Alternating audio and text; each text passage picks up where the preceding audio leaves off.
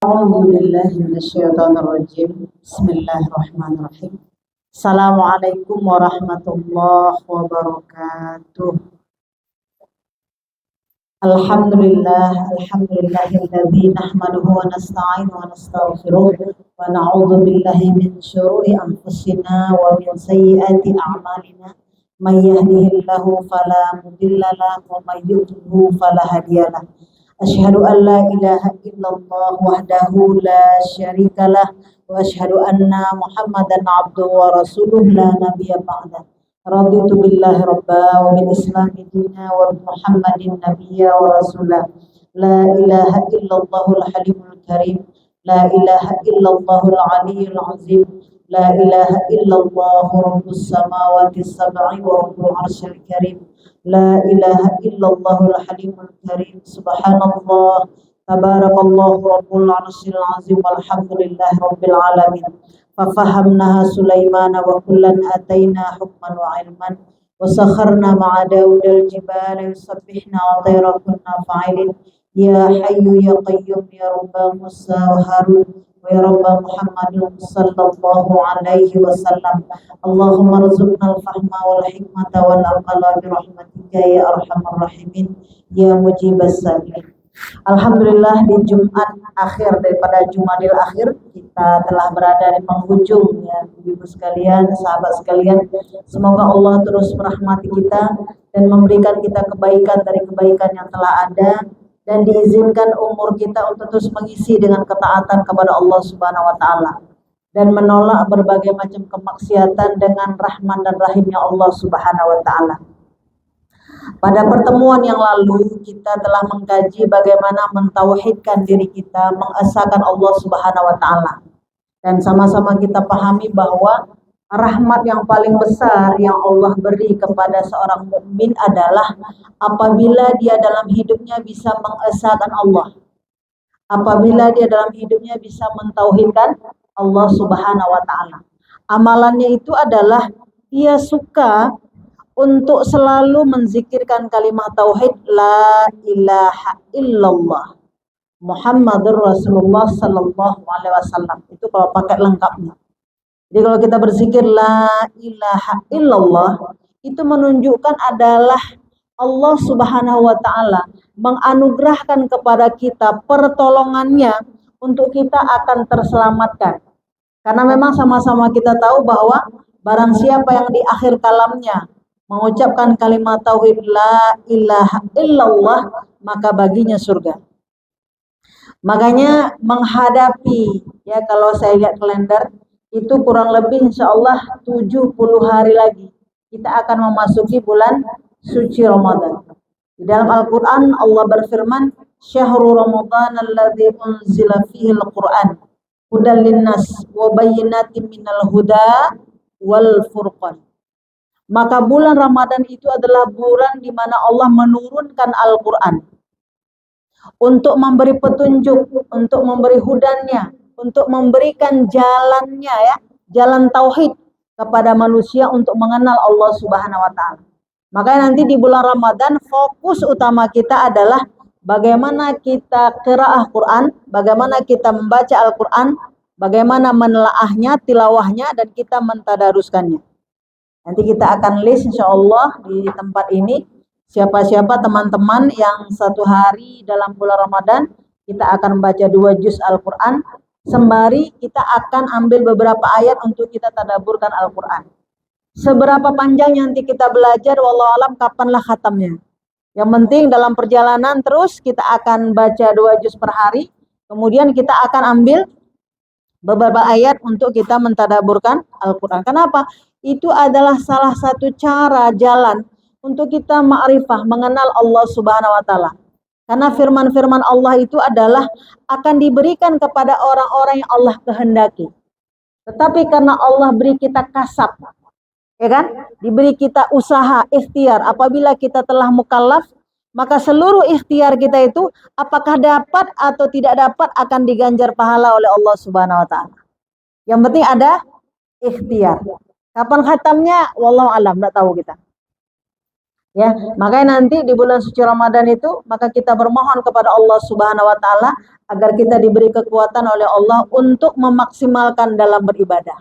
Nah, untuk kaitan itulah hari ini kita akan coba apa persiapan-persiapan yang harus kita hadapi ketika menghadapi bulan suci Ramadan. Di dalam Islam ada namanya tazkiyatun nafs. Bagaimana mensucikan jiwa.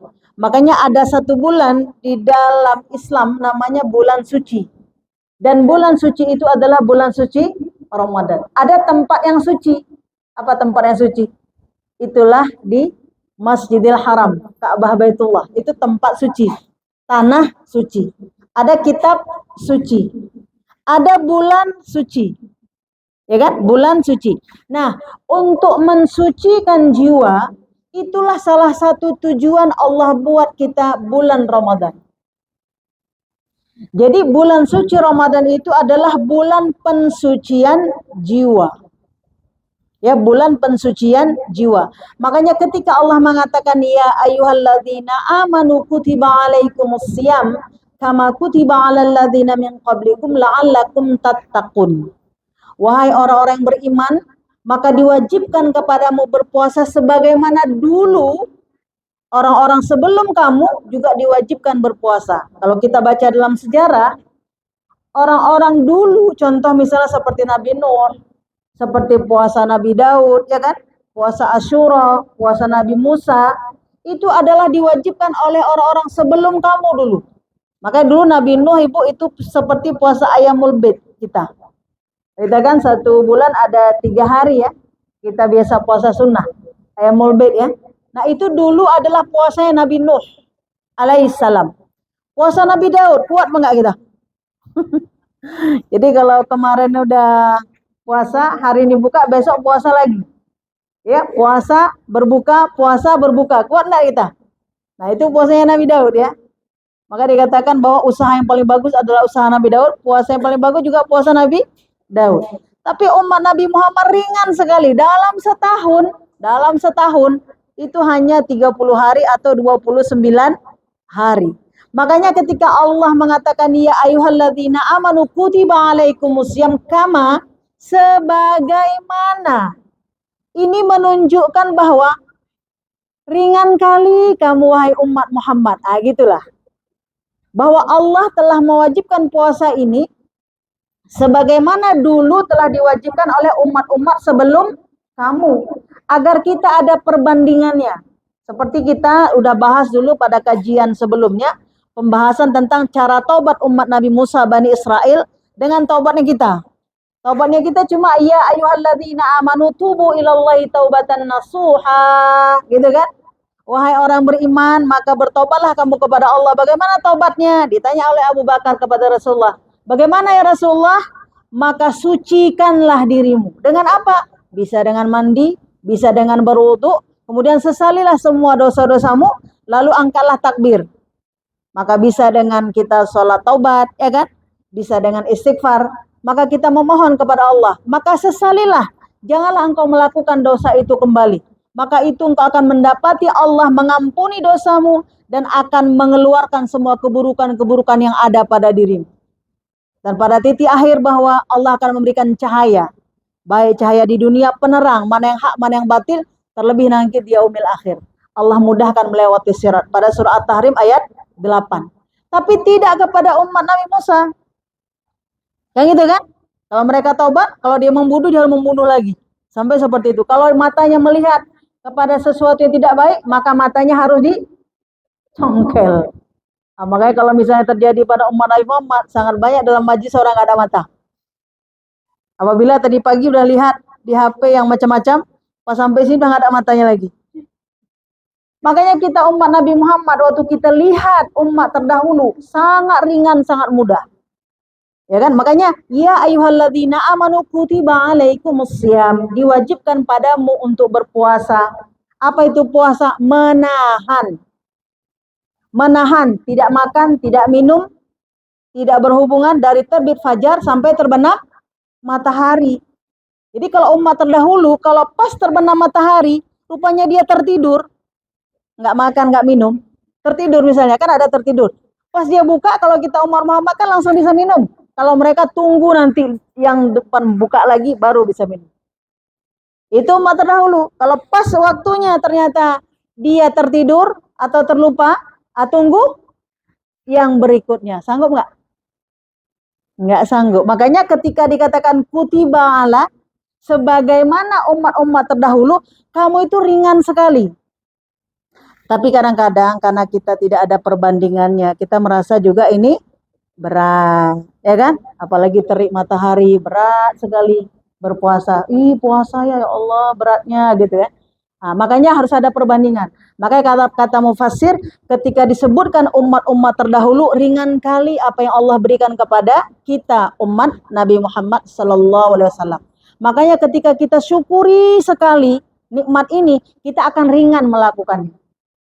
Ketika kita sangat bersyukur dengan datangnya Ramadan, kita akan ringan sekali untuk melakukan ibadah puasa ini. Tapi kalau tidak ada perbandingannya, ya, tidak mengetahui seluk-beluknya, tidak mengetahui latar belakangnya, dan tidak tahu tentang balasan-balasannya, maka ini berat.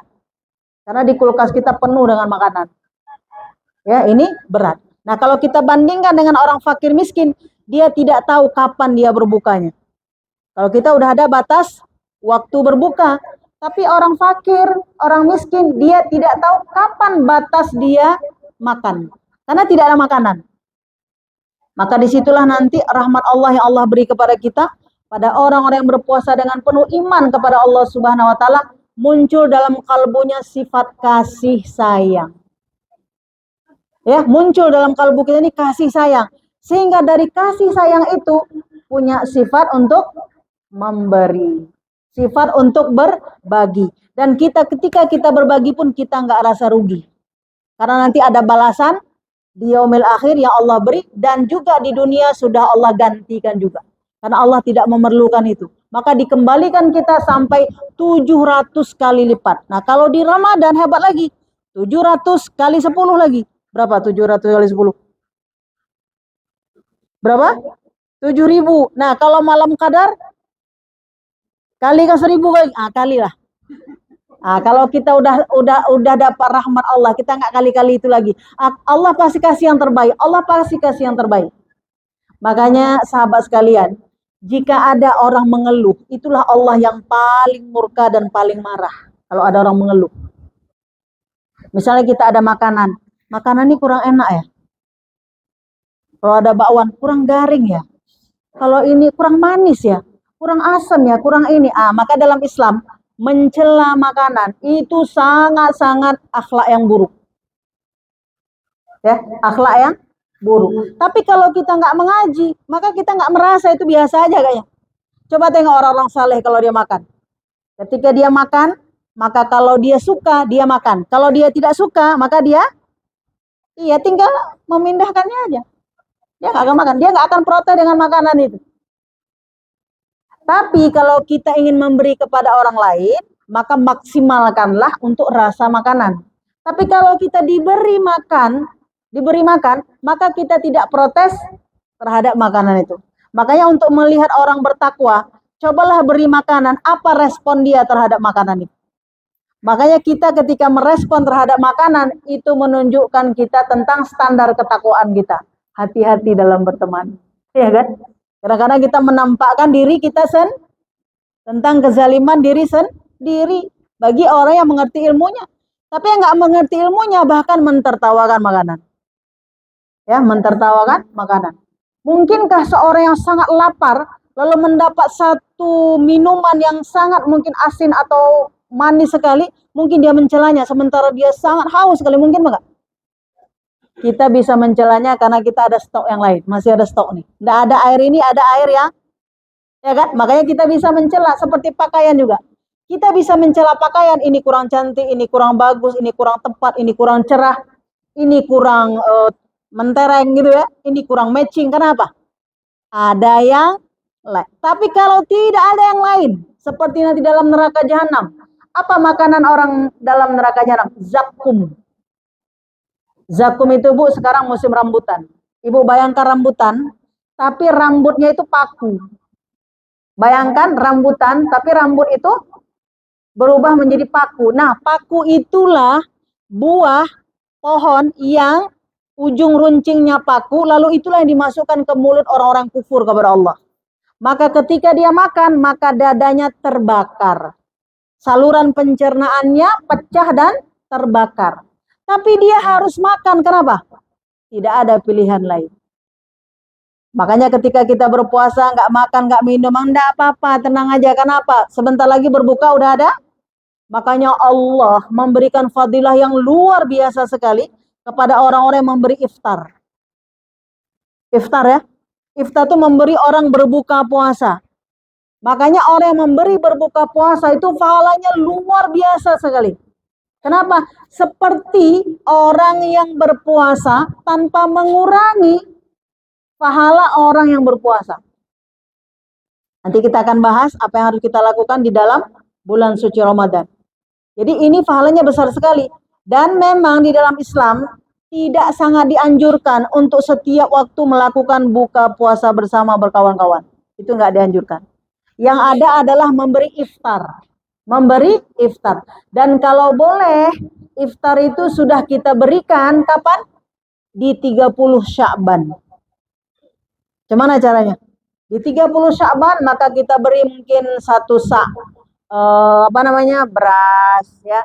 Kemudian 5 kilo mungkin minyak goreng ya. Kemudian 2 kilo mungkin gula, kemudian 4 lempeng telur. Masing-masing lah.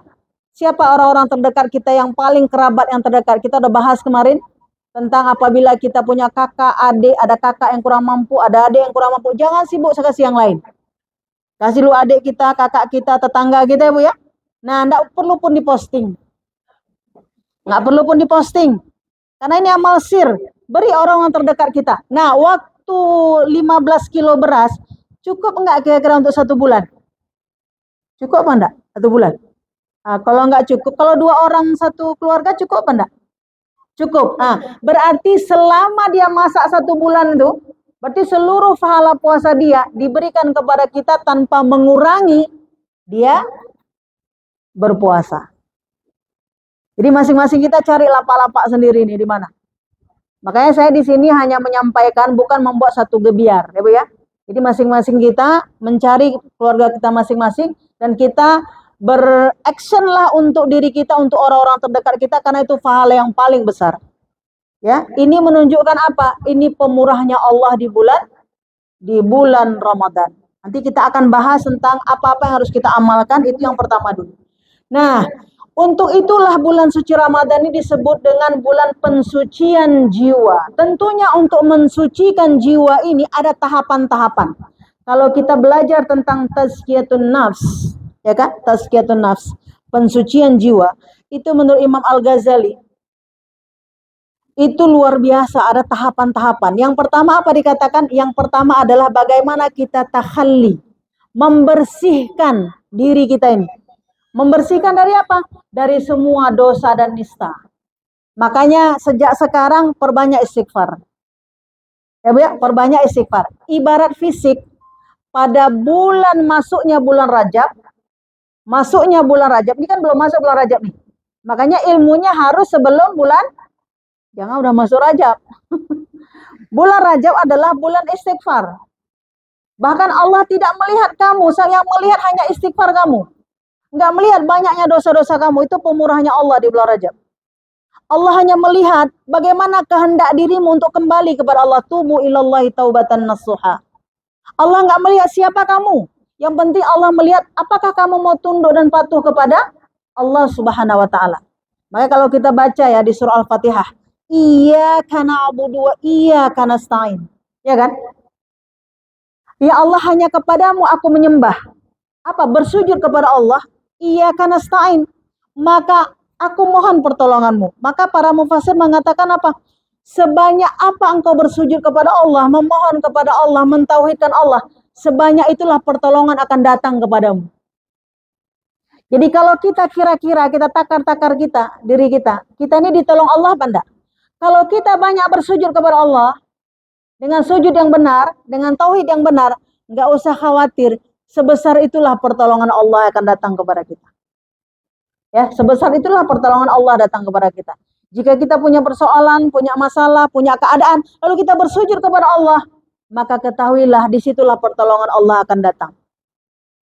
Nah, maka dalam Islam ada tahapannya. Tahapan pertama, mengakui semua salah. Coba kita lihat, sahabat sekalian. Kenapa iblis laknatullah dikeluarkan dari neraka jahanam? Dikeluarkan, dimasukkan dalam neraka jahanam, dikeluarkan dari surganya Allah.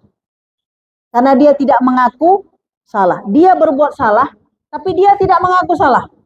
Dia tetap merasakan dirinya adalah yang terbaik. Maka dalam hidup ini, orang-orang yang tidak bisa berubah karena dia tidak mengetahui itu salah. Makanya nggak berubah. Karena dianggap itu benar. Ingat kita konde kemarin. Pelajaran kemarin, ingat? Konde kemarin kan? Ini yang tipis dulu nih. Kalau udah selesai yang tipis, selesai yang tebal. Ya kan? Yang kasar-kasar. Konde kemarin, karena kita melupakan Allah, maka Allah melupakannya. Macam mana melupakan Allah? Karena dia tidak hadir di majelis-majelis ilmu. Karena dia tidak hadir di tempat-tempat taat, tidak membuka kitab, lalu tidak belajar, maka dia tidak mengetahui tentang pernyataan tentang kebaikan itu. Maka apabila seorang wanita, dia berdandan, dia bersolek, menaikkan sanggul-sanggulnya, maka sungguh sebab sanggul-sanggulnya itu, maka dia tidak mencium bau surga. Tapi karena dalam kita berhias, kita tidak ada coachnya. Ada di rumah kita coach, ada. Kalau berhias, coba tanya dulu guru, boleh apa enggak nih? Misalnya ibu nanti waktu udah bersolek, tanya, Ustazah ini boleh enggak saya? Ada enggak? Belum pernah saya dengar di HP saya, belum ada saya lihat. Video tak ada, apapun tidak ada. Datang aja kita kan? Kita tidak bertanya kepada guru dan kita tidak punya landasan. Rasa kita udah cantik apa enggak? Udah cantik apa enggak? Jika udah cantik kita jalan, kalau belum cantik kita tebali lagi. Nah, lalu ketika ada orang menegur, emang salah? Gitu kan? Emang salah? Mana dalil? Kan gitu ya? Nah, ketika iman udah ada dalam dada kita, siapa yang menegur? Orang berilmu. Pasti udah ada ilmu sama dia. Kecuali yang negur itu orang nggak sekolah. Kecuali yang negur itu orang nggak punya pengetahuan. Maka kita tidak akan percaya. Tapi kalau sudah ditegur, ternyata dia kata, oh salah ya?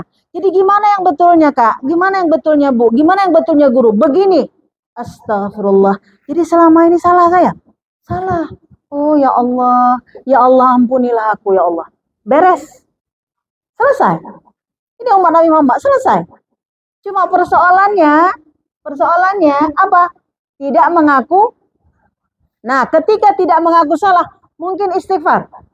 Astagfirullah, ya Allah, astagfirullah, ya Allah, kondeku, ya Allah, konde yang gede sekali, ya Allah, bertahun-tahun, ya Allah, aku buat kayak gitu. Bertahun-tahun aku lihat seperti itu. Nah, bukan konde saya katakan kemarin apa? Di kepala satu, di depan satu, spion dua. Jadi kalau kita model terserah mau kayak mana, yang penting belakang juga aman, depan juga aman, di atas ini juga 3 hal yang harus kita jaga. Kalau itu aman, model kayak apapun terserah Anda. Karena masalah muamalah itu Rasulullah serahkan kepada kita. Mode segala macam terserah kepada kita. Tapi prinsip-prinsip itu harus kita. Nah, ketika kita mengaji nanti, maka ketika ada salah seperti itu kita katakan astagfirullah. Astagfirullah. Dihapus nggak sama Allah? Dihapus. Barulah kita menghias diri. Masuklah kepada tahalli. Menghias diri. Macam mana? Oh, makin belajar. Oh, makin mengaji. Oh, makin kita bersujud kepada Allah. Maka dikatakan dalam surah An-Nisa itu, ya, ayat 103 itu, apabila orang melaksanakan sholat, selesai sholat dia mengingat Allah. Ini hebat nih. Apabila orang dia melaksanakan sholat, selesai sholat dia mengingat Allah. Dalam sholat dia ingat Allah, selesai sholat dia ingat. Yang hari ini seringnya macam mana? Kalau dalam sholat, Masya Allah, ya Allah, gitu kan. Luar biasa, panjang-panjangnya jilbab sampai kemari. Oh, bisa sampai kemari dah.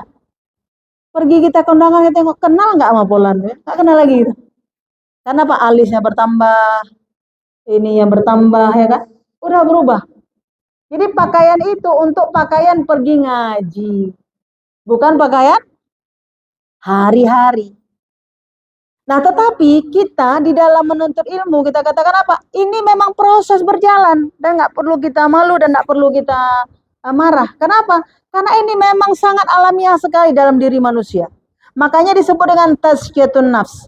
Orang-orang yang berhijrah di jalan Allah itu sangat dicintai oleh Allah Subhanahu wa taala.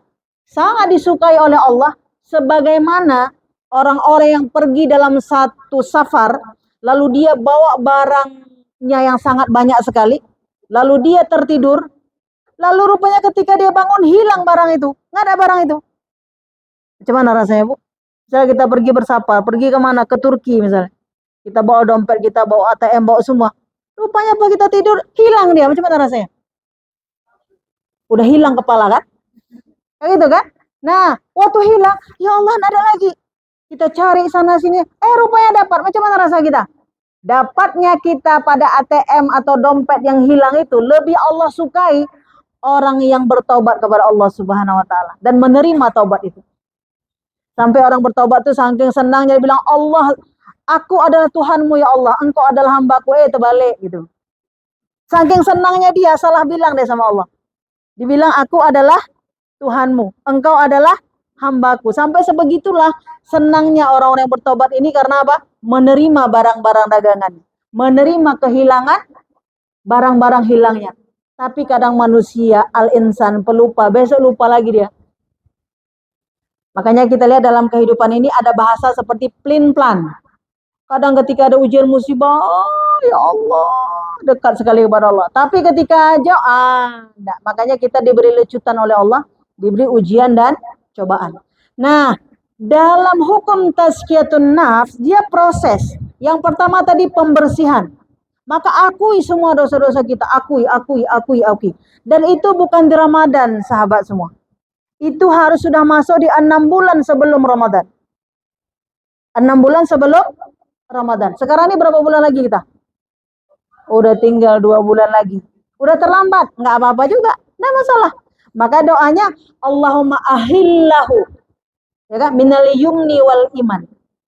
Aku mohon kepadamu ya Allah agar engkau berikan aku keamanan, rasa aman untuk datangnya Ramadan. Allahumma ahillahu alaina bil yumni wal iman wassalamati wal islam rabbi wa rabbukallah. Ya Allah, apabila nanti datangnya hilal, apabila nanti datangnya Ramadan, aku mohon kepadamu engkau berikan keamanan ya Allah kepadaku. Aman negeri kita ya, aman diri kita ini. Diberikan keamanan oleh Allah Subhanahu wa taala. Dan kita masyarakat di Aceh kalau kita lihat ya kan, ada peristiwa besar di bulan Desember kan, yaitu peristiwa tsunami. Nah, bayangkan ketika peristiwa tsunami, kakak kehilangan adik, adik kehilangan kakak, kakak kehilangan istrinya, suaminya, kehilangan segala macam. Nah, ketika kondisi itu kita nggak bisa berpikir apapun.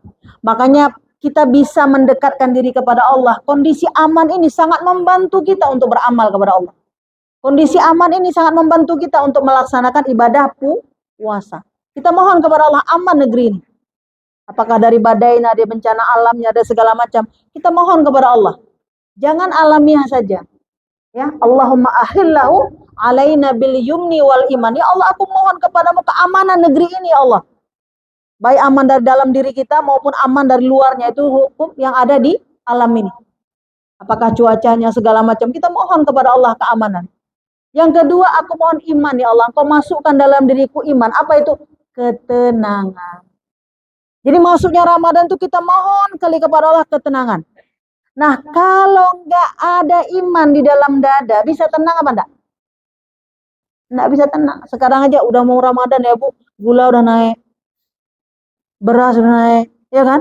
Bawang lagi Bu, cepat-cepat beli bawang. Akhirnya belilah si Bu. Mau di situ mau masuk Ramadan, 2 bulan lagi, bukan banyak ke Majelis Taklim, banyak ke pasar. Cabai lagi murah, bawang lagi murah. Mau megang sebulan lagi, udah beli daging untuk sebulan lagi. Ya kan? Karena apa? Iman di sini. Persiapannya adalah persiapan sembako. Padahal dalam Islam, persiapan puasa itu bukan persiapan sembako. Coba kita lihat Bu, apa yang terbaik ketika orang buka puasa? Apa yang terbaik? Yang terbaik ketika buka puasa adalah apabila engkau mendapatkan buah-buah yang ranum, yang manis-manis, bukan yang dibuat manis. Kalau yang dibuat manis, kita tambah biaya lagi beli gula sekilo. Ya kan? Buat kolak, buat bubur, kan tambah lagi tuh. Tapi makanan yang manis, karena perut kita lagi kosong, mungkin dehidrasi dan segala lemas segala macam, maka masuklah kurma yang manis. Itu kalau ada di Arab sana, di Mekah sana, di Madinah sana. Kalau nggak ada di kita, apa yang ada di kita? Kates yang manis. Ya kan? Buah-buahan yang ada di sekitar kita. Apa yang ada di sekitar kita? Buah pisang, buah mangga, tapi yang ranum. Kita makan dikit. Itu perlu masak apa enggak? Kan nggak perlu masak. Bisa nggak kita pergi ngaji? Bisa, tapi Bu pergi ngaji hari ini, nanti masak lontong. Bu Toco belum lagi, ini belum lagi. Ya kan? Panjang. Masa es kepior lagi. Es kepior berapa bahannya tuh? Es teler, berapa bahannya? Kan banyak kali. Banyak modal yang keluar. Kalau dalam Islam berbukalah. Jika engkau tidak mendapatkan itu, dengan air putih. Kalau engkau tidak mendapatkan air zam-zam, engkau tidak mendapatkan yang tadi buah-buah yang ranum tadi, dengan apa? Air putih. Sesederhana itu ke dalam Islam? Iya. Karena kalau ditinjau dari segi kesehatan, ternyata betul. Itu membersihkan usus-usus kita. Tapi kalau berbuka puasa dengan makanan yang sangat manis, yang sangat panas, yang sangat pedas, yang sangat banyak, apa yang terjadi? Ususnya bukan menjadi sehat, tapi ususnya semakin kotor. Kalau kotor, dimensinya kemana? Sakit. Ya kan? Nah, maka dikatakan, Ramadan itu adalah bulan pembersih usus-usus kita. Kalau betul cara berbuka dengan cara sahur. Tapi kalau salah, tambah sakit. Coba tanya sahabat kita yang di puskesmas atau rumah sakit. Hari pertama sampai hari ke-7 sangat banyak pasien. Hari pertama, kenapa? Detox. Ya kan? Karena salah makan. Ya, salah makan. Ini terjadi. Maka dikatakan apa? Aku mohon kepadamu ya Allah. Iman yang ada dalam kalbu kita ini. Allahumma ahillahu alaina bil yumni wal iman. Penuh ketenangan ketika memasuki bulan suci Ramadan. Kita pikirkan juga memang untuk buka puasa, tapi tidak habis porsi, waktu, tenaga, pikiran untuk cari bukaan. Itu namanya ghulu. Ingat ya sahabat semua, kita butuh nggak berbuka? Butuh. Ya, kita butuh berbuka, tapi tidak menghabiskan waktu di dapur untuk memasak. Tidak menghabiskan waktu ke pasar untuk mencari belanjaan. Maka nanti kita akan bagi manajemen waktu muslimah, manajemen waktu kita, bagaimana kita seorang ibu, kita bisa ngaji, kita bisa baca Quran, kita bisa pergi ke taklim, kita bisa juga berbuka puasa dengan sangat sempurna. Itu bisa kita lakukan. Kenapa? Karena kita mengikuti sunnah. Akhirnya apa? Jiwa kita ini tenang, karena ada iman di dalamnya. Karena kita diatur oleh Allah, diatur oleh Rasulullah, cara-cara berbuka, cara-cara berpuasa, cara-cara sahur, itu diatur. Sampai ke cara makannya, cara tidurnya nanti akan diatur. Tapi kalau tidak, ala kita sendiri. Ala kita sendiri. Nah, nanti kita lihat. Maka di sini katakan apa? Allahumma ahillahu alaina bil yumni wal iman wassalamati. Ya Allah, berikanlah aku keselamatan ya Allah. Diberikan umur sampailah ke Ramadan. Dikasih umur sampailah ke Ramadan. Banyak nggak kita dapat kabar berita kawan kita sehari sebelum ini ada yang telah berpulang ke rahmatullah. Makanya nikmat yang paling besar yang Allah beri kepada kita adalah nikmat umur. Ini kalau masih ada umur ini, ya Allah, anugerahmu ya Allah. Anugerahmu, rahmatmu ya Allah, engkau beri kepadaku. Karena masih diberi umur. Setelah diberi umur, diberi kita kepasrahan kepada Allah. Wassalamati wal Islam. Diberikan umur, tapi kita juga diberikan keislaman. Penyerahan diri kita kepada Allah, kepada hukum-hukum syariat Allah, bukan kepada yang lain. Makanya kita diatur oleh Allah, bukan kita yang mengaturnya. Disitulah sahabat semua, kita ulang-ulang kaji kita bawa. Zikir harian kita, raditu billahi robba, wabil islami dina, wabi muhammadin nabiyya wa rasulah, dipertajam lagi. Bukan sekedar ucapan lisan. Betul nggak kita diatur sama Allah? Cara pakaian kita, cara lisan kita, cara tidur kita, cara ibadah kita diatur oleh Allah. Dan gak mungkin itu kita tahu secara detail kecuali kita terus belajar dari hari ke hari. Dan ketika kita belajar itu, kita menemukan salah-salahnya. Dari salah-salah itu kita betul kan? Dari salah-salah itu kita perbaiki. Coba kita lihat Bu, di bidang apapun, kalau orang sudah ahli sekali, pasti nanti karyanya halus. Contoh kita pasang pelapon, ya kan Bu? Ya kan? Ada terasa Ibu? Gampang tuh buatnya, gitu kan? Nah kalau orang kerjanya rapi, kita lihatnya pun enak. Kayak orang baca Quran, kalau bacaannya benar, itu kita akan enak kita dengar. Maka ini sahabat-sahabat kan udah belajar semua tahsin di mana-mana ya. Nanti waktu kita tadarus di sini, waktu kita tilawah, itu udah enak itu, lewat aja. Tapi kalau kita belum belajar, waktu kena lah giliran nanti, udah agak lama kan kata kawan, alah aku tadarus di rumah aja lah. Nggak nyambung-nyambung justru. Ya kan, nggak nyambung. Alif lam, kok belum mim lagi, alif lam, belum lagi mim tersebut-sebut. Kenapa? Kata kawan saja, saya tilawah di rumah aja, kok di rumah dapat 3 juz saya. Dia nggak asik, kenapa? Nggak lancar, mampet ya Bu ya. Makanya nanti kita disuruh kita belajar tahsin di masing-masing. Setelah itu kita kumpul sama-sama, kita baca sama, itu hasilnya. Jadi nanti di bulan Ramadan itu kita sedang menuai, ya kan? Sedang kita panen pahala. Bukan di Ramadan itu sedang belajar. Bisa ya Bu ya? Ini masih ada 2 bulan lagi. Di Ramadan nanti kita sedang panen, bukan baru mau tanam. Makanya ada kisah Bu ibu-ibu. Tapi bukan ibu di sini. Ya kan? Berapa cabai sekilo? Oh, mahal kali. Aku tanam cabai lah. Kok di situ mahal, di situlah baru tanam cabai. Di situ harga cabai mahal, di situlah baru tanam. Waktu panen dia nanti udah apa? Udah murah. Tomat rupanya mah, aku tanam tomat lah. Rupanya waktu dia panen cabai yang mahal, tomat. Maka dia hari itu mau tanam. Susah nggak orang ini? Susah, ya kan? Makanya kita sekarang belajar terus di mana-mana terserah. Mau online, mau offline, belajar terus tahsin di sana sini. Nanti waktu 1 tahun sekali kita kumpul bersama teman-teman. Bu, Rasulullah saja setiap Ramadan tiba itu bersama malaikat Jibril mentalaki kembali. Ya kan? Itu Rasulullah. Apalagi kayak kita nih. Makanya kita perlu nanti di Ramadan itu duduk bersama. Ya kan? Duduk bersama untuk apa?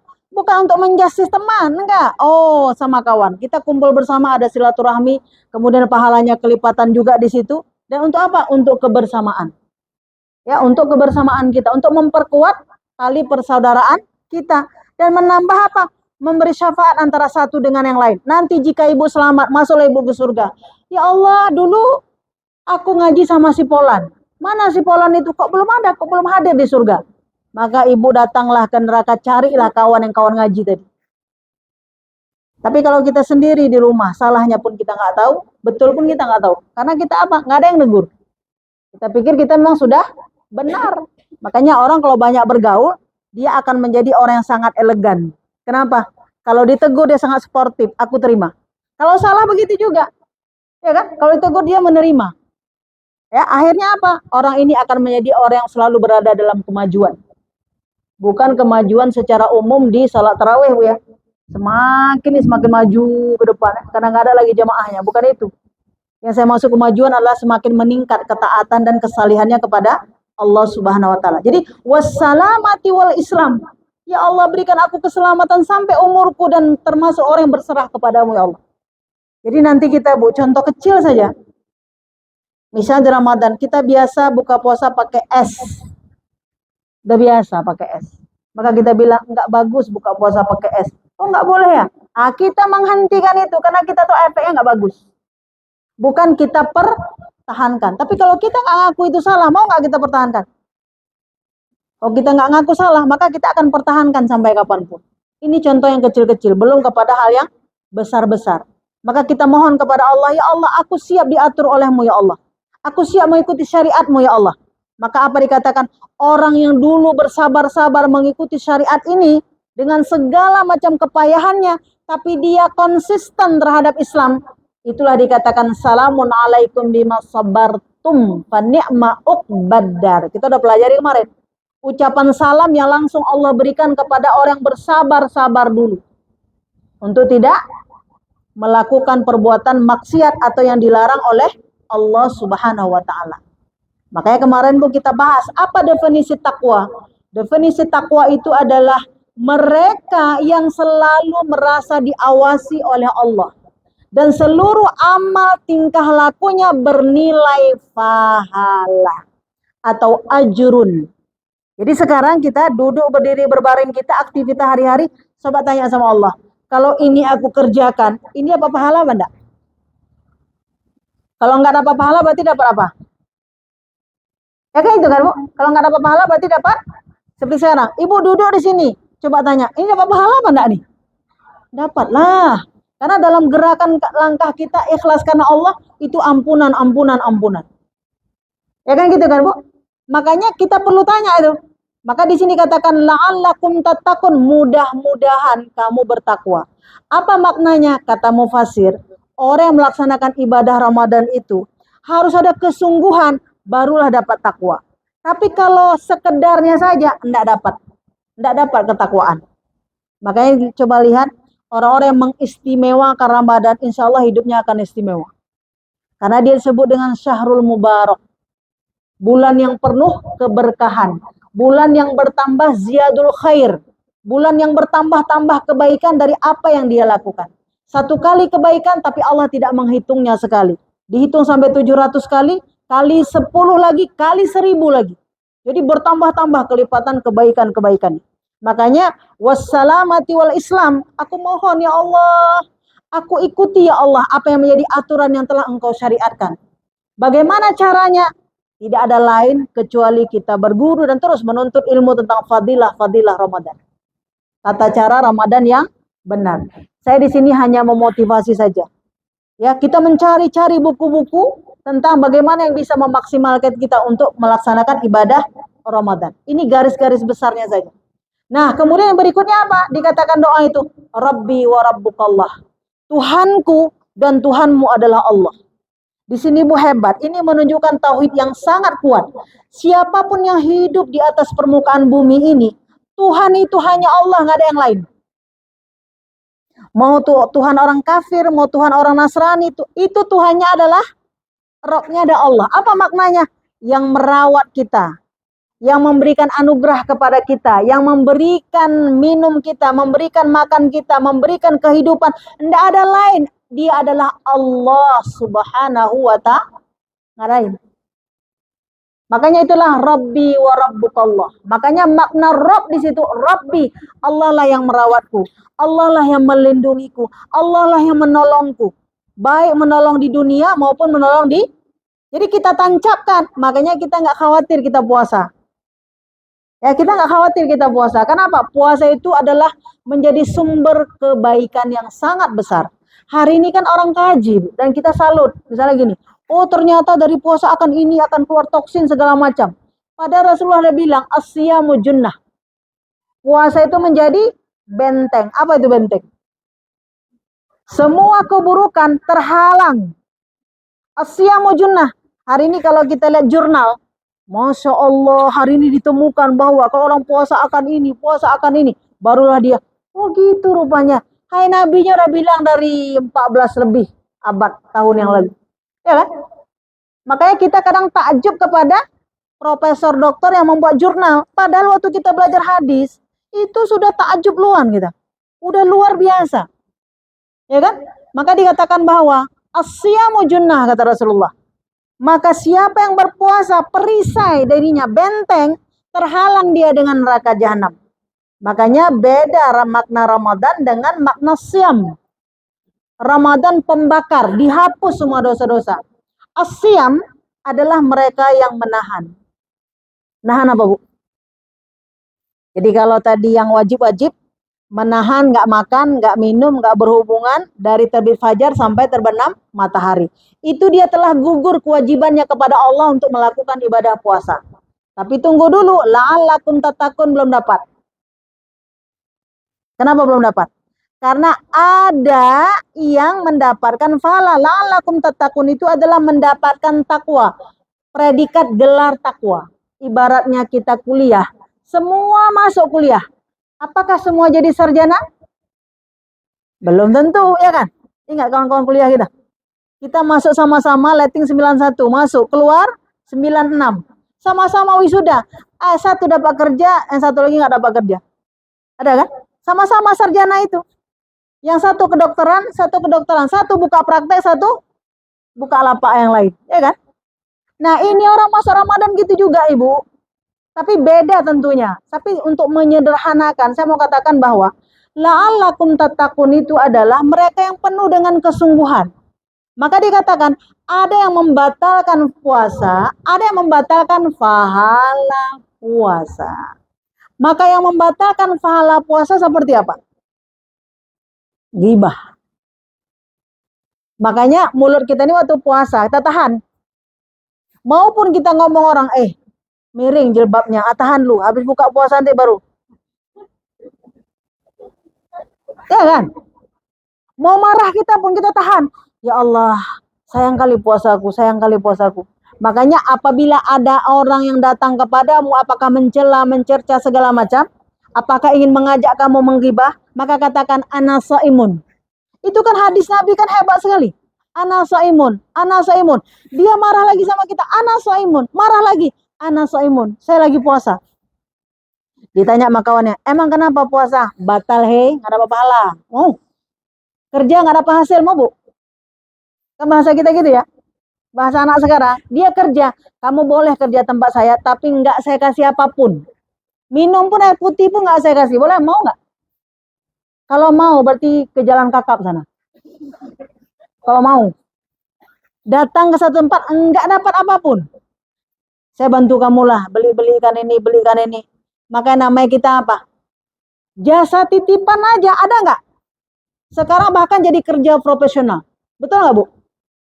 Ya kan? Ada jasanya, terbantu kita, dibayar. Itu profesional, dibantu. Ini mau nggak kita? Nggak makan, nggak minum, nggak berhubungan. Kemudian pas buka puasa, dia hanya mendapatkan haus dan lapar saja. Mau nggak? Nah, kalau kita ada akal, tentu kita tidak mau. Tetapi dalam perjalanannya, karena dangkalnya ilmu, kemudian tipisnya iman, sedikit aja aku cuma dengar aja, Bu. Nggak ada aku sombong-sombong, aku dengar aja. Misalnya nih kawan bertiga nih kan, tahu nggak si Polan tuh begini kan gibah tuh. Apa definisi gibah? Apabila dia menceritakan aib saudaranya, apabila diketahui oleh temannya tidak suka. Temannya cerita ini tidak suka. Padahal itu benar memang dia pelit, krit memang. Kita bilang pelit kali si Polan tuh. Pelit. Iya, memang pelit. Kita cuma bilang iya, puasa kita Anda ada lagi. Kita bilang, ya Allah, saja. Berarti banyak kali puasa nggak diterima. Emang kau kayak gitu? Dulu saja. Sekarang udah aku ampun. Kan gitu kan? Macam mana caranya, Bu? Caranya nggak bisa kita bilang, aku mulai sekarang nggak mau gibah. Nggak bisa. Caranya tinggal dialihkan. Ini contoh nih. Dialihkan 2 jam kita duduk di masjidmu, pasti kita nggak gibah. Dialihkan baca Quran 2 juz, berarti 2 juz enggak gibah. Dialihkan ikut taraweh. Ikut taraweh berarti berapa? 1 jam. Berarti 1 jam. Berarti udah berapa jam? 2 jam tambah 2 jam tambah 1 jam. Berarti 5 jam. Selebihnya apa? Tidur. Boleh juga. Berarti kan enggak ada cerita kan, Bu? Enggak ada cerita. Zikir. Nah, itulah yang saya katakan tadi apa? Menghias diri, takhalli. Ingat masih pelajarannya? Ini jauh kali udah kan? Balik lagi, balik ke laptop, balik. Ya, menghias diri. Maka dengan apa? Lakukan amal kebaikan tuh, lakukan amal. Maka dia akan membersihkan.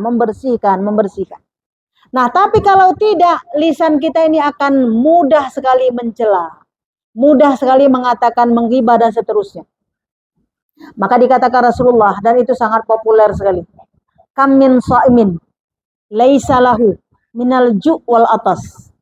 Betapa banyak orang-orang yang berpuasa ditanya, apakah betapa banyak itu semana? Pokoknya sangat banyak. Dan bisa dipastikan semua orang yang ikut di dalamnya, secara umum mereka tidak mendapatkan apapun kecuali lapar dan haus. Allahumma lakasumtu, maka laparnya dengan makanan, hausnya dengan minuman, selesai. Setelah itu apa? Pahala tidak ada.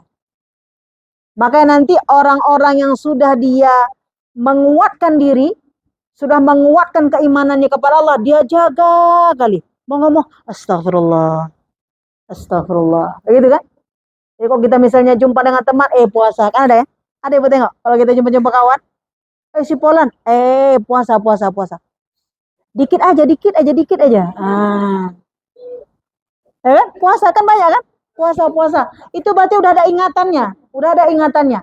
Tetapi kadang terjatuh lagi. Buat lagi, terjatuh lagi, buat lagi. Makanya sekarang kita biasakan di 2 bulan nih. Untuk tidak menceritakan aib kawan. Dan tidak menceritakan apa yang kawan tidak suka. Itu dulu PR 1. Makanya perlu dialihkan, bukan diberhentikan, Bu. Tinggal dialihkan aja, dialihkan, dialihkan, dialihkan. Maka pengalihannya bisa dengan sholat, bisa dengan membaca. Ada mungkin orang baca ghibah? Baca. Nggak mungkin lah membaca ghibah. Ya kan? Membaca, ke majlis ilmu, berzikir ya. Lalu kegiatan-kegiatan seperti olahraga, mungkin olahraga ghibah. Kita lagi lari pagi ghibah, ngomong gitu. Nggak mungkin lah. Sesak lah nafasnya. Orang lagi lari, boleh bicara apa enggak? Jangan, kan lari lu. Ya gitu kan, Bu. Nanti waktu duduk baru duduk. Kalau duduk kita bilang, kita puasa ya. Janji. Janji ya kita puasa. Gitu kan, Bu, kalau kita berkawan-kawan. Tapi kalau nanti kawan tidak mengakui itu, maka nggak usah jadi sahabat. Kenapa? Sayang, terkuras. Tenaga kita terkuras. Makanya kamin so'imin laisa lahu minal ju' wal atas. Apakah yang membatalkan pahala puasa itu? Apabila seorang mengumpat, mencela, ghibah, fitnah, namimah, berkelahi. Maka pernah pada masa Rasulullah seorang perempuan ketika dia mengumpat, mencela, maka Rasulullah mengatakan, apakah engkau puasa? Iya.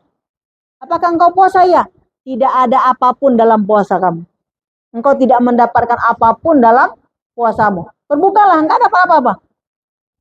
Tidak dapat apapun dari puasanya. Kenapa? Karena dia tidak menahan lidahnya. Maka disinilah kita perlu pengalihan. Ini kita alihkan, kita alihkan, kita alihkan untuk menjadi satu amalan yang bernas. Karena apa? Di Ramadan ini luar biasa kebaikan yang Allah beri.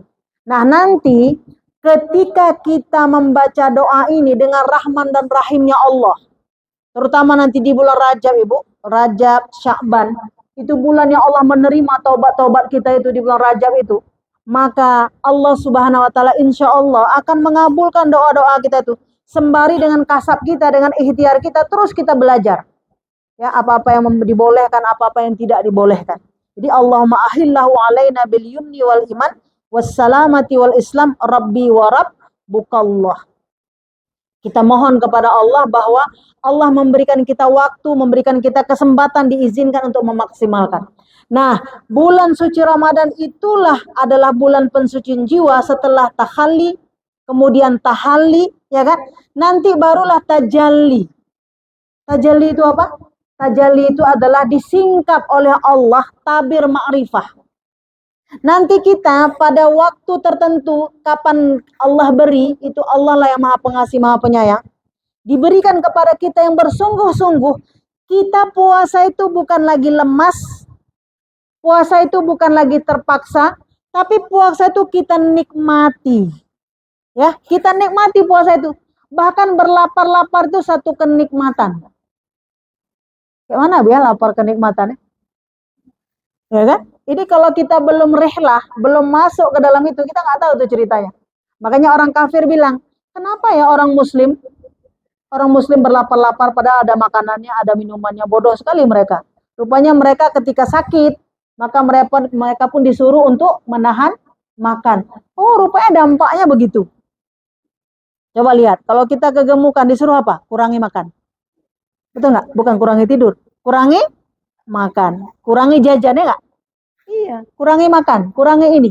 Dalam Islam bukan kurang-kurangi, berpuasalah. Ternyata puasa itu ada nikmat dunia, terlebih lagi nanti nikmat. Nah, tapi nanti Bu pada saat tertentu, ya kan? Yang tadi yang dibuka oleh Allah tabir, pada orang-orang yang telah membersihkan jiwanya, yang menghiasi jiwanya, maka pada tingkat ketiga Allah akan memberikan dia pensucian jiwa. Dia dibuka tabir oleh Allah merasa lezat melakukan ibadah puasa. Makanya nanti orang-orang yang telah mendawamkan keimanan, kebaikan, amal soleh, dia akan ada candu untuk melakukan amal soleh itu. Contoh kita, kalau kita udah ngaji Quran, udah enak, mau nggak kita ke lembaran kedua? Lembaran ketiga, saya mau khatamkan, saya mau ulang lagi, gitu kan? Itu terjadi memang. Itulah namanya kelezatan. Kelezatan dalam beribadah, bukan hanya kelezatan dalam makanan. Kita kalau dibilang laziz, berarti apa? Berarti es kepior. Laziz berarti nasi biryani, berarti lontong, berarti ya gitu kan? Laziz, berarti makanan. Ini ada makanan ruh. Jadi Bu, saya udah bahas dulu, bagi yang masih ingat, makanan akal itu adalah ilmu. Betul ya? Makanan akal, kecerdasan adalah ilmu.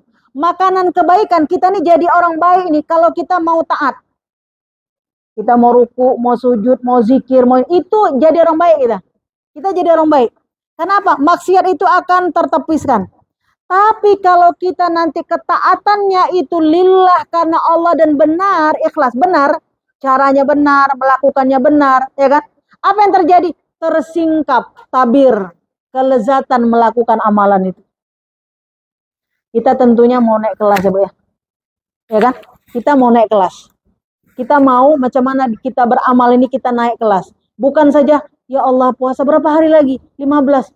Ya Allah, berapa? 28 atau 29? 29. Ya Allah, masih setengah lagi ya. Oh Tuhan. Nah gitu. Kalau salat tarawih berapa rakaat, Bu? 8.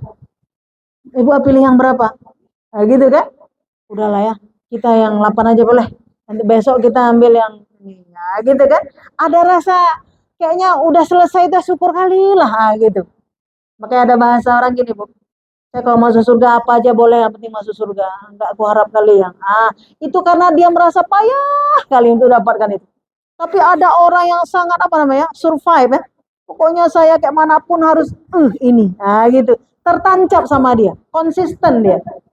Itu beda-beda. Dia akan menikmati. Jadi kita memilih untuk maksimal melakukan ibadah. Nanti ujungnya takdir Allah. Makanya ketika orang dicampakkan dalam neraka jahanam, hai, kamu tidak akan keluar dari neraka jahanam. Kenapa? Karena Allah mengatakan kamu tidak akan keluar. Apakah Allah masih memperhatikanku? Apakah Allah masih memperhatikan aku yang durjana? Iya. Apa kata Allah? Karena engkau merasa engkau diingat masih oleh Allah. Engkau berpikir, maka engkau diingat oleh aku keluarkan engkau dari neraka. Itu yang udah selemah-lemahnya, yang udah setipis-tipisnya. Makanya dalam hidup ini ketika kita masih merasa bahwa Allah menyayangi kita, kita merasa bahwa Allah memperhatikan kita, kita merasa Allah menolong kita, itu ibadah yang tak ternilai, tersingkap. Karena apa? Ada sebahagian manusia, dia nggak menggandengkan Allah. Jadi kalau dia susah, udahlah udah nasibku lah kayak begini. Nggak akan mungkin lah berubah, nggak akan lah. Tapi ketika orang merasa bersalah, lalu dia sedih mengingat salah-salah dia sedih. Setiap sedihnya dia, pahala bagi dia. Kita kalau buat dosa nih, sedih kita ingat dosa kita. Misalnya kita pernah bertengkar. Ada nggak suami istri yang nggak pernah bertengkar? Ya kan? Ada adu adu argumen, kemudian begini. Kalau kita ingat itu Ibu, ingat kita, lalu dalam ingatan kita mengalir air mata kita, ya Allah, begitulah akhlakku ya Allah, ampunilah aku ya Allah. Ya Allah, begitulah buruknya, aku minta ampun ya Allah, aku tidak akan mengulanginya lagi. Ya Allah, takdirkan aku menjadi akhlak yang mulia ya Allah. Tidak seperti itu. Nah, waktu kita sedih mengingat peristiwa-peristiwa jelek itu ampunan Bu sama kita. Nah, sekarang nih masuk Ramadan nih. Kita ingat cara buka kita dulu macam mana? Cara buka kita, cara sahur kita ya. Cara kita di siang hari ngapain, mungkin habis subuh tidur kembali. Tidak ada di sini Bu, ini saya contohkan saja. Habis subuh misalnya, tidur lagi. Jam 9, jam 9 tuh masih kurang, naik lagi jam 10. Jam 10 masih kurang, kapan bangunnya? Sebelum zuhur, 12:30. Kalau kita ingat itu, kita ingat, lalu kita udah ngaji, udah berhijrah, kita ingat, ya Allah, begitulah diriku dulu, ya Allah, aku mohon ampun, ya Allah. Segala puji bagimu, ya Allah, yang masih memberi kesempatan bagiku untuk Ramadan ini, Ramadan ini, Ramadan. Segala puji bagimu, ya Allah. Baiknya engkau, ya Rabb. Itu bu pahala tanpa henti. Nggak main-main itu. Karena nggak semua orang merasakan cara-cara begitu. Makanya yang paling pahit ketika suami istri bertengkar, lalu suaminya telah tiada. Makanya yang ada suami jangan bertengkar-tengkar. Ya, jangan bertengkar-tengkar. Waktu suaminya telah tiada, maka dia ingat kesalahan dia dulu. Tersiksanya melebihi dari tersiksanya dia ketika dia marah itu. Kita juga kalau dengan anak gitu juga. Makanya perbuatan dosa itu, jangankan nanti di yaumil akhir, siksa di dunia itu merasa beban. Siksa di dunia itu merasa beban dan merasa itu tidak mengenakkan. Diingat aja nggak enak. Makanya perbuatan baik sebaliknya, Ibu. Nih kita nih duduk kayak gini ya. Kan sering ke teman-teman nanti ketika misalnya hari Jumat lalu di video. Lalu setelah itu nanti senang-senang kita, tawa-tawa kita masukkan kan? Pulang ke rumah malam-malam kita buka. Macam mana kita? Kita senyum-senyum lihat. Ih, enak kali ya. Mengenangnya, melihatnya jauh lebih indah dari sadarnya kita ini. Paham Ibu? Dari sadarnya sadar. Ini sadar kita kan? Ada yang nggak sadar nih? Sadarnya kita ini dengan mengenang ini jauh lebih indah mengenang ini. Makanya ketika teman-teman dibawa ke berumroh ya, lalu di depan Ka'bah lalu dia bermohon kepada Allah berdoa. Rupanya diam-diam dari jauh ada yang memvideokan dia. Lalu dia sedang menangis. Waktu dia lihat besoknya, ya Allah, dia lihat dia nangis lagi, dia lihat nangis lagi. Tapi jangan buat candid Ibu. Itu candid itu buatan pura-pura. Ya kan? Ini tanpa disadari kita kita videokan gitu.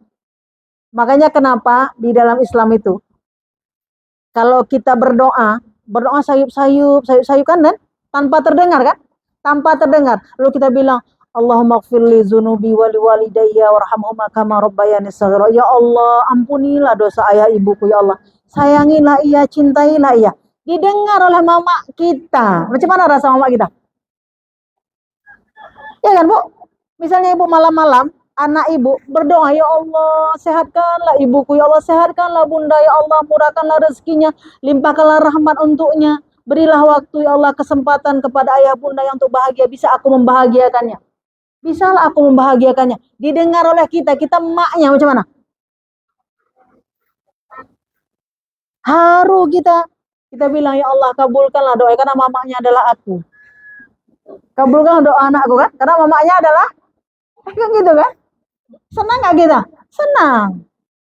Nah, Ibu, itu adalah kebaikan. Kebaikan itu dikenang kapanpun sekarang akan datang, dia akan melezatkan. Melezatkan. Makanya waktu kita berkawan sama orang soleh, berpasangan dengan pasangan yang soleh, dikenang kebaikan dia itu nikmat yang paling besar. Dan waktu puasa ini itu akan terjadi.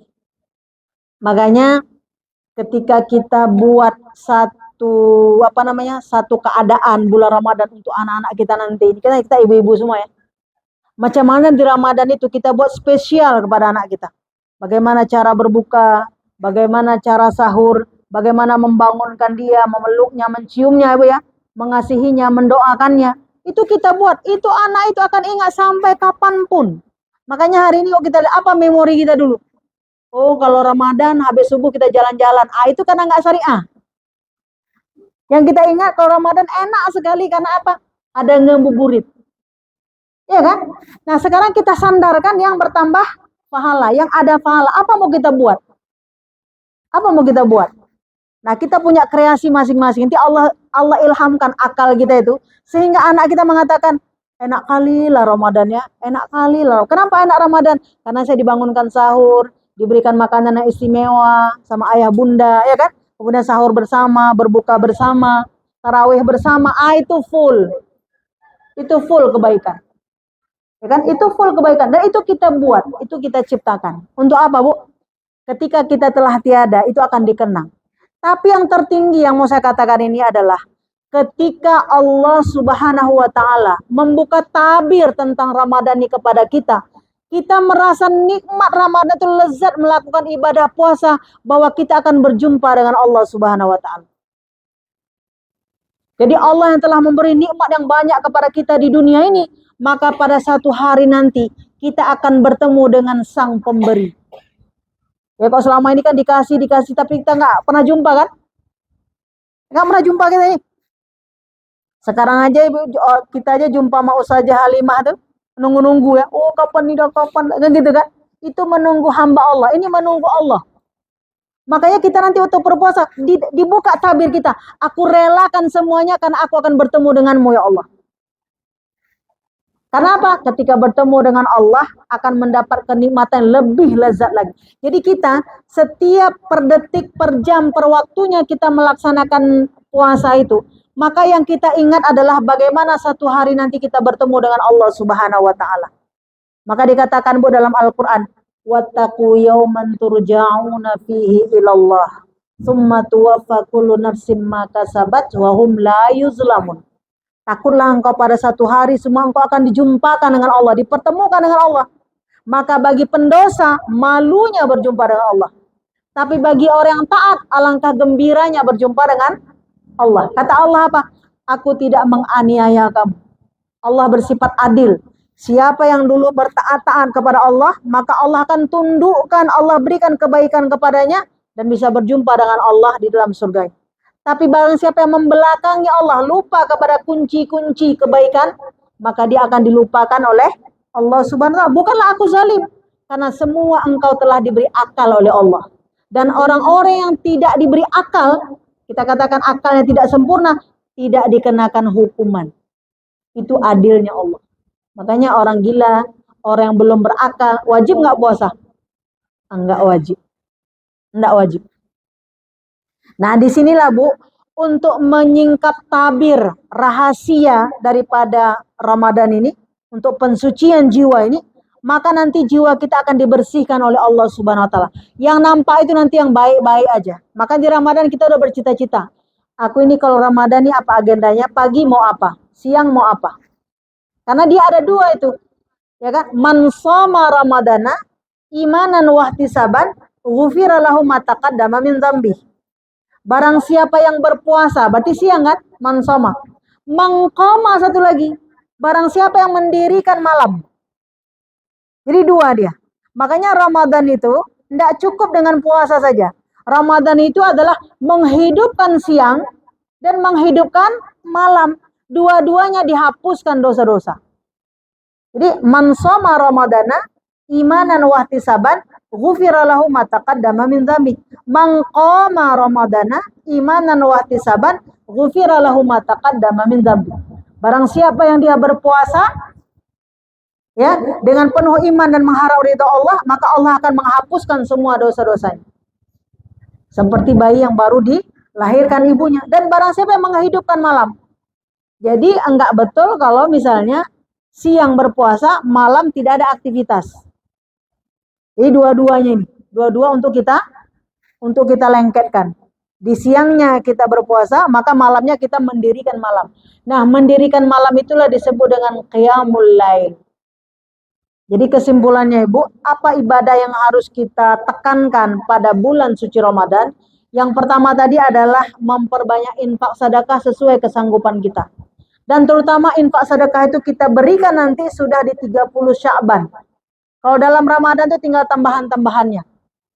Ya, tinggal tambahannya. Dan kalau ada ibu-ibu yang mengeluarkan zakat malnya, maka boleh dikeluarkan di 30 Sya'ban. Untuk apa?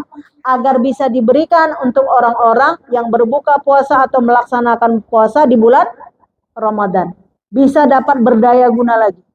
Nah, orang-orang terdekat kita siapa? Orang terdekat kita adalah kakak, adik, abang kita, uak kita dan seterusnya, atau tetangga. Ya, tetangga kita kiri kanan. Atau siapa? Seperti kita yang berkerabat nih. Kawan sekantor ada ya? Kawan sekantor, kawan setaklim, kawan seini. Makanya saya katakan kemarin, Ibu nanti di bulan Ramadan bagi kawan-kawan yang berjualan, jualan aja di bawah. Kita ngaji, jualan di bawah, bukaannya. Jadi kita beli bukaan teman kita, dia ngaji, dia dapat penghasilan. Ya Bu ya? Kalau ada yang jual kue, Ibu, beli kue yang kawan jual. Kenapa? Waktu kita beli, dia dapat rezeki, ya, dia dapat rezekinya dan itu menjalin silaturahmi lagi. Jadi jangan cari yang tentunya kawan tadi yang jualan enak lah jualannya. Ya kan? Saja mau saya beli tapi nggak enak macam mana? Jangan dipaksa. Ya Bu ya? Ini saya saran. Makanya kita harus yang berkualitas. Pesan-pesan ini, pesan baju baru, ada.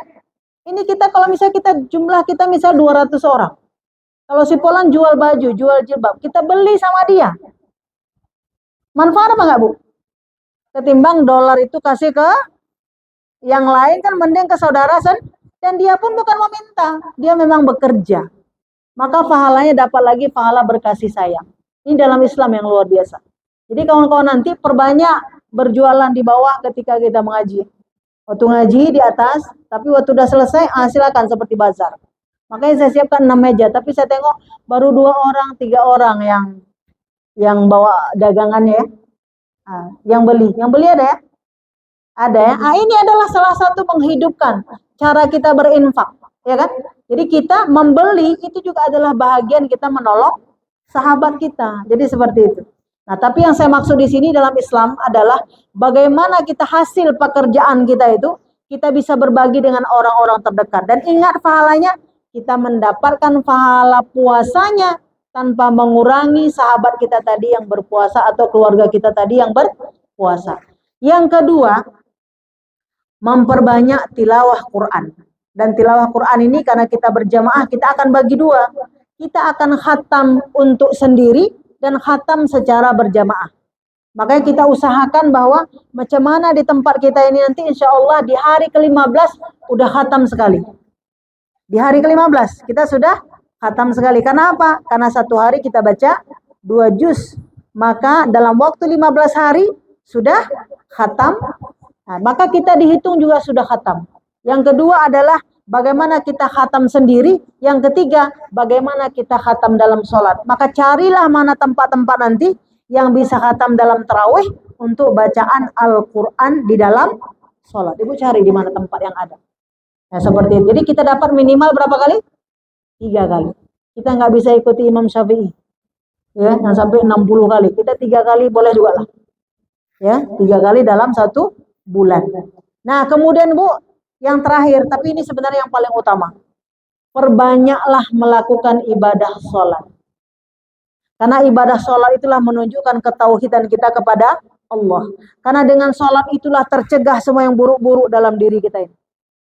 Inna sholata tanha anil fahsya wal munkar. Maka sholat kita ini dengan sholat ini tercegah semua perbuatan buruk dan munkar. Innal hasanati yuzhibna sayiat. Perbuatan sholat itu mampu mempergikan, mampu melepaskan akhlak buruk yang ada dalam diri. Makanya nanti dibagi. Sholat itu ada sholat wajib, ada sholat sunnah. Ya kan? Makanya sholat wajib itu menjadi yang paling utama. Sholat sunnah tarawih itu masih yang berikutnya. Makanya nanti teman-teman ada urutan tertibnya. Kalau kita udah sholat wajib, maka sekarang kita dawamkan sholat rawatibnya yang 12 rakaat. Setelah itu baru boleh ikut salat tarawih. Tapi kalau rawatibnya masih bolong-bolong, jangan sibuk ke tarawih dulu. Ya kan? Jangan sibuk ke tarawih dulu. Kalau misalnya salat rawatibnya masih bolong-bolong, jangan sibuk ke salat tahajud dulu. Kalau salat misalnya wajibnya masih bolong-bolong, jangan sibuk tahajudnya dulu. Tapi mengqadha salat wajib. Karena itu adalah yang sangat pokok. Nah, kita ikutin tertib ini. Nah, maka dalam 2 bulan ini bagi yang ada qada-qada salat, ayo qada terus salat. Yang qada puasa, jangan sibuk puasa Rajab, puasa Sa'ban. Saya mau ke Rasulullah sebulan penuh saya puasa sunnah. Bu, ibu ada tinggal puasa wajib, salat wajib. Banyak saja dulu, banyak kali dulu. Nggak sanggup kupikir, makanya aku salat aja salat Sa'ban, puasa Sa'ban. Jangan, itu salah ya Bu ya. Itu nggak boleh. Jadi orang yang berhak untuk puasa sunnah Sa'ban adalah mereka yang udah beres qada puasanya. Kalau belum beres puasa qadanya, maka qada puasa dulu. Jadi ini ada lantai-lantainya ya. Ada tertib-tertib dalam beramal.